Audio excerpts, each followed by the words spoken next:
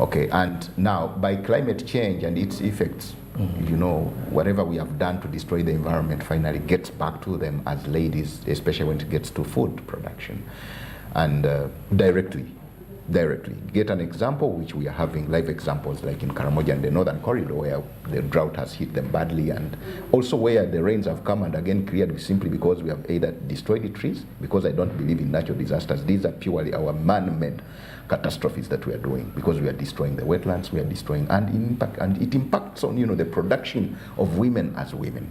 But number two, women during a catastrophe, as a result of climate change, be it drought, be it what, the victims, all the survivors, who has the role to look after them, they will always be the women.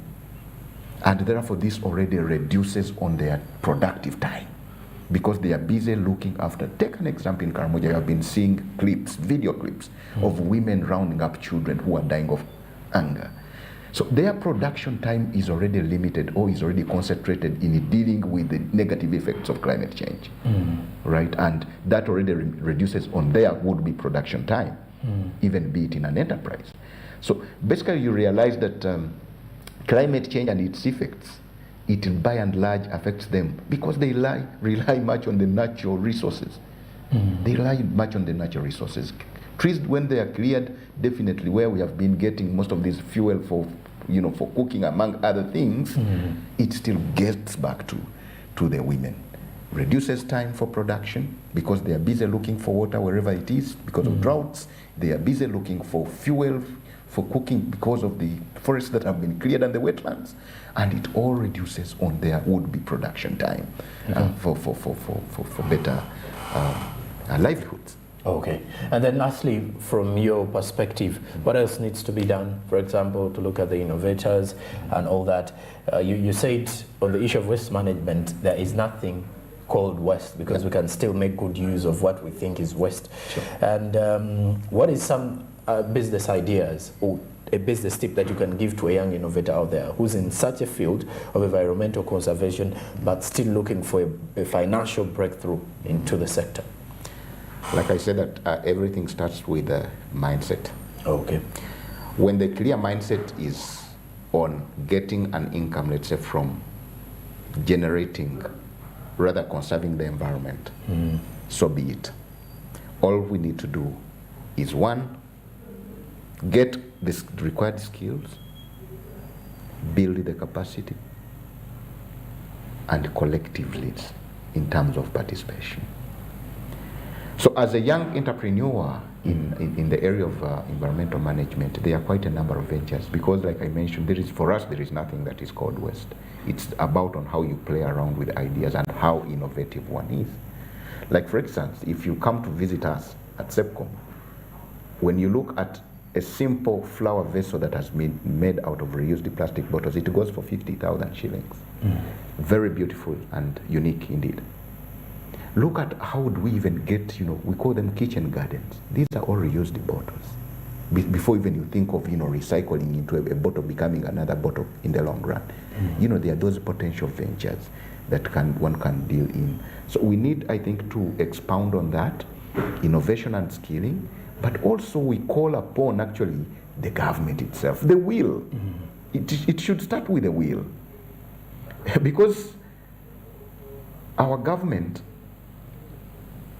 sometimes it surprises, because we have full-fledged authorities, for instance, that would be responsible. And I think it falls within the dockets of these authorities. When we talk about the National Environment Management Authority, for instance, when we talk about the National Meteorological Authority, for instance, the National Planning Authority, for instance, these, I think, are bodies that should come out clearly and give the necessary information that is required to give room and platforms for people to participate in. When information is shared, in National Environmental Authority, for God's sake, when we are talking about wetlands, which are being cleared, they have been creating ventures, potential ventures. You look at the crafts industry that have been getting raw materials from these wetlands are being cleared. So there is no way you're going to be talking about environmental conservation and production and maybe creating ventures when itself you're destroying it.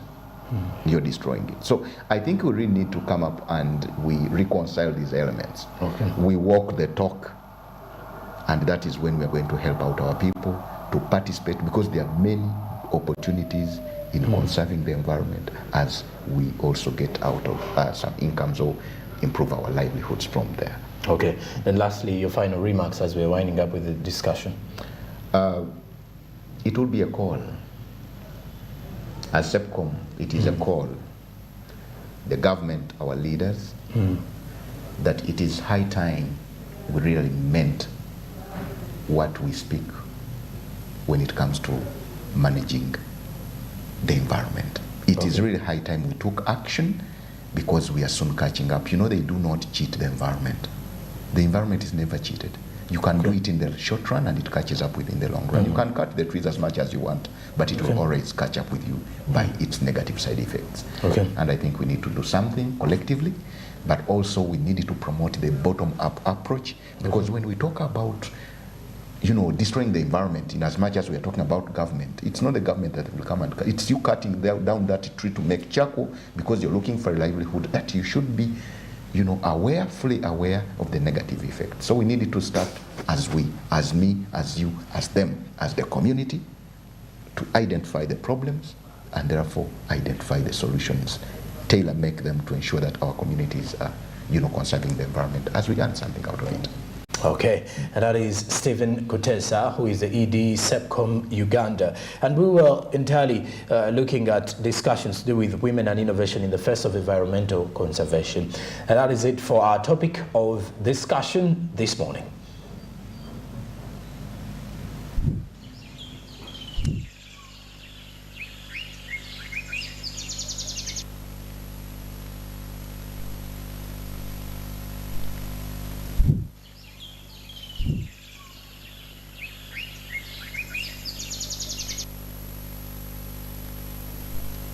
All right, now let's get into the SMB Insights at this particular moment, as this insight today is looking at the increased fees in schools. Now, legislators want schools to first wait for a directive from the Ministry of Education that approves them to increase fees. Most of the private schools are set to increase fees next term by 10%, and then that means you'll expect them to even increase it by more if they are not regulated in any way. And this is where our SMB Insight is taking us. This was during plenary yesterday at Parliament. Let's have a look.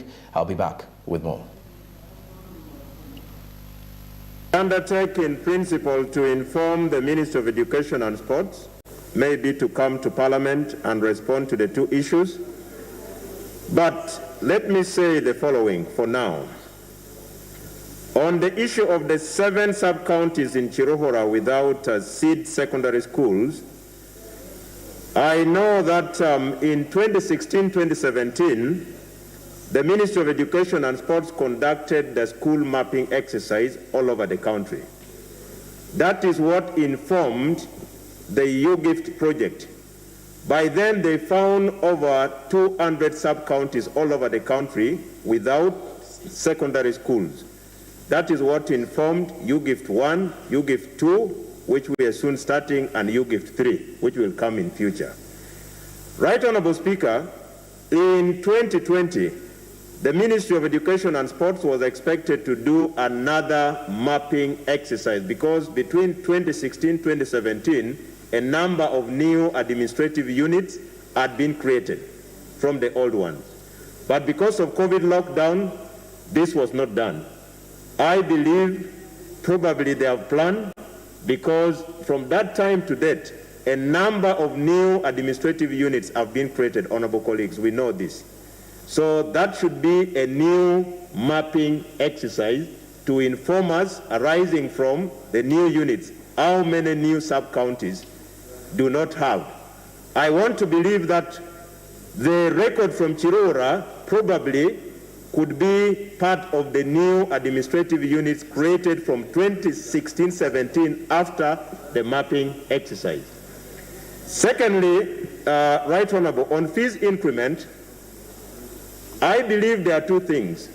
Under the law, subject to confirmation, school fees are supposed to be increased with the approval of the Ministry of Education and Sports. I have stated subject to confirmation of the law. That is the position of the law. So that implies any school increasing school fees without the approval. In terms of the cost drivers, you are supposed to present the cost drivers justifying the increment, including private. Yes, including private schools, because the law does not only work on government schools, it applies to all of us. That is in principle. Secondly, under the Education Act, the Ministry of Education and Sports is preparing the statutory instrument on matters of school fees, because the minister is empowered under the law to come up with that statutory instrument. By the time I left the ministry, we already had the draft. The draft was expected to go to top management, then later on to cabinet, then we lay on table here. As schools were closing about 2 weeks ago, and the children were coming back home, all schools, including, I will not say all, but 80% of the schools I've interacted with, including government-aided schools, have increased the fees by more than 50%, citing increase in fuel prices, citing increase in commodity prices, citing every reason. However, Right Honourable Speaker, the Minister of Education was here on the floor of Parliament and directed schools to halt any kind of increment in school fees, starting with government schools, then trickling down to private-owned schools. Right Honourable Speaker, this is where I want to seek the indulgence of the Right Honourable Prime Minister. What are our parents going to do, because they have not been doing any business? You know, after COVID, everybody has been stuck. Prices of commodities were high. Parents are grappling, looking for the earlier school fees, but they are stuck. And now the schools are shooting the school fees. What are our parents going to do, and what is the guidance?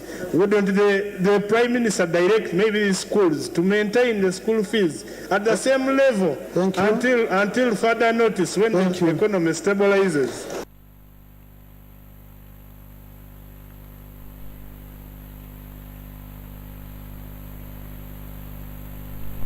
Now, Honorable Siranyi Solomon of Bukoli County raised the matter of national importance, that even when the Prime Minister directed to stop increasing fees, they have deliberately continued to increase. Now, he says this affects parents at times, economic crisis. Now, the government is in his response. They are to do that. If they are to do that, the Ministry of Education has to they shouldn't increase. If they are to do that, the Ministry of Education has to first approve the increment process as well as the money, and this is supposed to be in law. But further, they say that those regions were there, and that where there are no government-aided schools, it is because of one mapping when they created constituencies, and it meant that they had no map again and create these schools, and very soon will be created. All right, and that is it for the SMB Insight this morning. After the break, we have some breaking news coming in your way, and then we shall as well go on ground with Barija Andrews. Stick around, I'll be right back.